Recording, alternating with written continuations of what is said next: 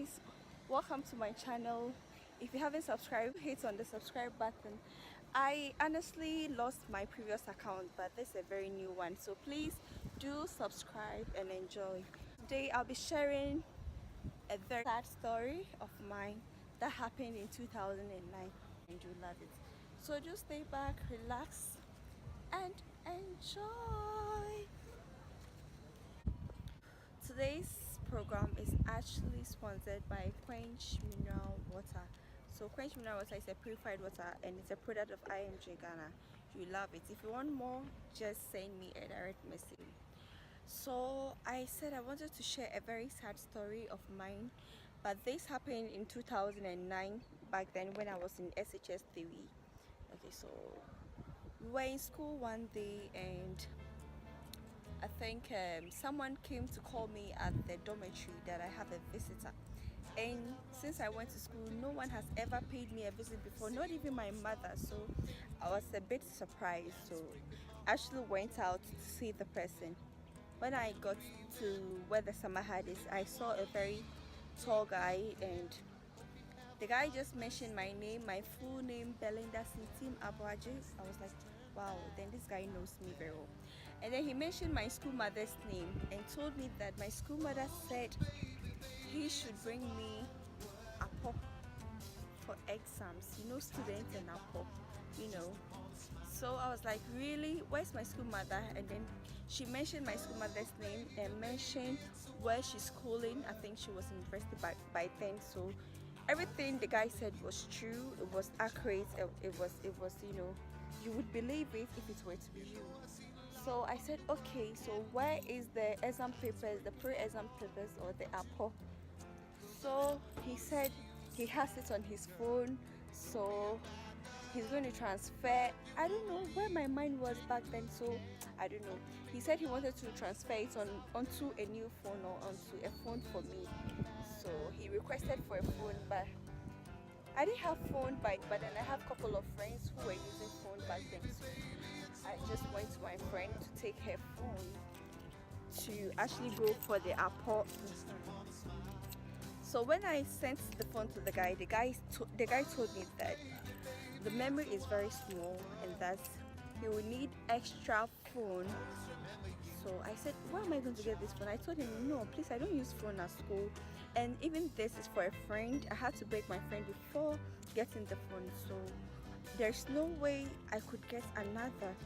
But he insisted, and students too, I was also eager for the airport, because it was just about like 2 or 3 weeks before the exams, the main exam. So I just went to the boys' dormitory. I talked to a couple of people. None was ready to release their phone, but it was just one guy who boldly gave me his phone, and I went to give it to the stranger.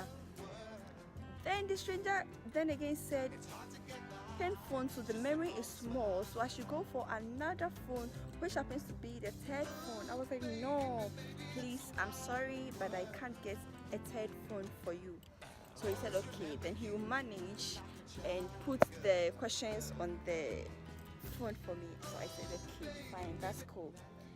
And he requested that I follow him to town. Hey, I was like, really? He says he has to go to his friend, and that is where he's going to do the whole thing, the whole transfer, the whole thing. I don't know.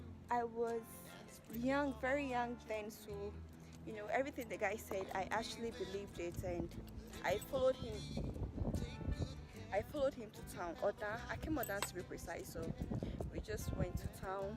I was following this guy. I didn't take X-Yacht. I didn't take anything.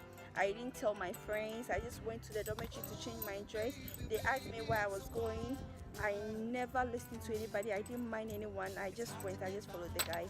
And then I was just following him like a mad person. So when we got to town, I think the owners of the phone were worried. So they started calling the phone to ask me where I was. And I told them I'm still with the phone and it's safe right with me, but I'm in town currently, so they should hold on for me. When I come, I'll give them back their phones. So they said, okay. So I told the guy, please, the owners of the phone are calling, so I have to return back to campus and give them their phones. But the guy said I should put the phones off. Really? I also said okay. So I also switched off the two phones so that the owners won't be able to reach me again. So I switched the phone off and I was following the guy. So the guy actually took me to a place and asked me to stay right there. He's going to do the transfer, and that's his friend doesn't want to see anybody with him, and when his friend sees me, he's not going to allow him to do the transfer of the apple or whatever. A whole lot of lies. I also believe the story, and I was waiting for the guy. He gave me his iPod to hold for him, and I said no, he should go along with the iPod. He was holding a bandana. He asked me to take the bandana and hold it for him, and I said no, go with your bandana, I don't want to hold anything that belongs to you, so just go. And the guy said okay, so I should just stand there, I shouldn't come there, I should hold on till he comes.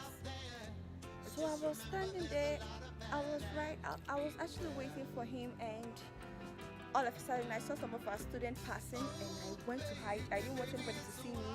So it was like I was charmed, like I didn't believe it. It looked like I was charmed, honestly. So I saw my friends, walking. I don't know where they were going, but I saw my friends in town, and I didn't want them to see me, so I was just hiding myself, waiting for the guy. I waited for like 2 hours. The guy wasn't coming, but what actually got me panicked was the fact that it started raining and thunder started striking, and I was standing there alone with no one.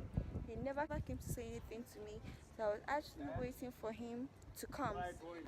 But all of a sudden, something told me to go to where he passed to see if it's true that he's going to do the transfer. I boldly walked to the place, and lo and behold, there was no house. It looked like there was a road or a way that he can just pass to wherever he wants to go. So there was no like an entrance of a house that he was actually going to enter. So I was like, Jesus, this boy has scammed me. Then honestly, it started raining, and I urinated on myself, like 2 people's phone. All of a sudden the phone is actually gone.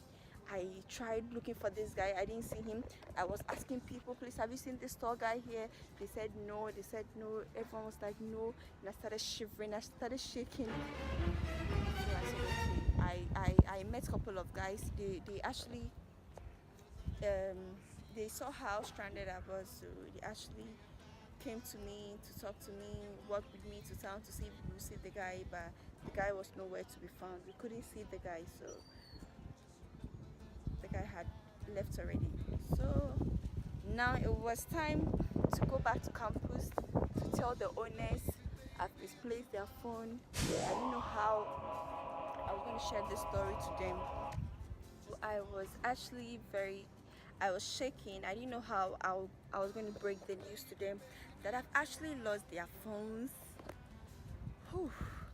Okay, so I went to campus and they were like, please, where's my phone? Please, where's my phone?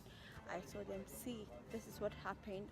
Someone scammed me. The person came to tell me a whole lot of lies. I believed it, and the person has actually scammed me. So I'm very sorry. And they were like, they don't really care about whatever I'm saying. All they're interested is in their phones. They're interested in their phones. They don't care about anything. All they're interested in is their phones. Wow, where was I going to get this phone? So the whole campus then noisy, everyone came around, like everyone was screaming. But then they used to call me Malaika, so they're like, Malaika, what happened? Malaika, what happened? Malaika, what happened? So the guy that I went to take his phone said he was taking me to police station. And one thing I was so scared is for someone to say he or she is taking me to police station. I was so shivering, I was so scared, I didn't know what to do. So it got to a point, the owners wanted to take their phones, so there was no money. So one friend of mine, I'll always remember, she's called Grace Boachi. She called her boyfriend sent her money, and then my school prefects and some other people contributed money and paid the money to my friend. The girl used to be a very close friend of mine, but hey, she took her phone, and even the phone we bought for her, she didn't like it. But there was nothing we could do. So the second guy also came and said he's taking the phone. This news was all over campus, so I was called at had administration, and they said they claim that my boyfriend has come to school and I went out with an ex-yard and a whole lot, so they are sacking me. So I got sacked that very moment. I had to go home and call my auntie to come and beg on my behalf. My auntie came, she begged and begged and begged and begged, and there was nothing they could do, so I had to stay home for a while. And then I don't know what even happened. I came back to school. Yeah, they allowed me. Yes, they allowed me back in school to write my exams and all that. Fast forward to 2017, 2016. I was going to fetch water. I was home. I was going to fetch water, and I met this guy again. I was like, Jesus, this is the guy who came to order to steal the phones from me. But I couldn't really scream. I just didn't want to act. It could be that he's not the one, but I believe he's the one because he called me. I had grown, I had changed, I had my hair on, I've gained weight, I was tiny back then. He didn't know, he didn't remember me, but he used to be how he is. So I could identify him, but there was no way he could actually identify me. So he was like, I think that's a strategy he uses all the time. He called me, I was like, please, I met you yesterday. I was like, you met me where? And he was like, I met you, then I talked to you a whole lot, and I just snubbed him. But I didn't even want to waste my time because I saw him so quickly. I ran home and told my mother, I've met the guy who came to campus. My mother sent me to take my phone. I went to my mother and said, why didn't I scream thief, thief, thief? I was like, no, I didn't want to, do anything silly. It could be that he was not the one. So we rushed to where I saw the guy, but unfortunately he was nowhere to be found. This is so sad. The sad part is when I got sacked from school, and when the guys came to me to take their phones, and I had nothing. I had nothing to even share. It was so sad. It was so sad. It was so sad. If there's something you want me to do, just leave comment at the comment section. Thank you so much for a wonderful time. Bye.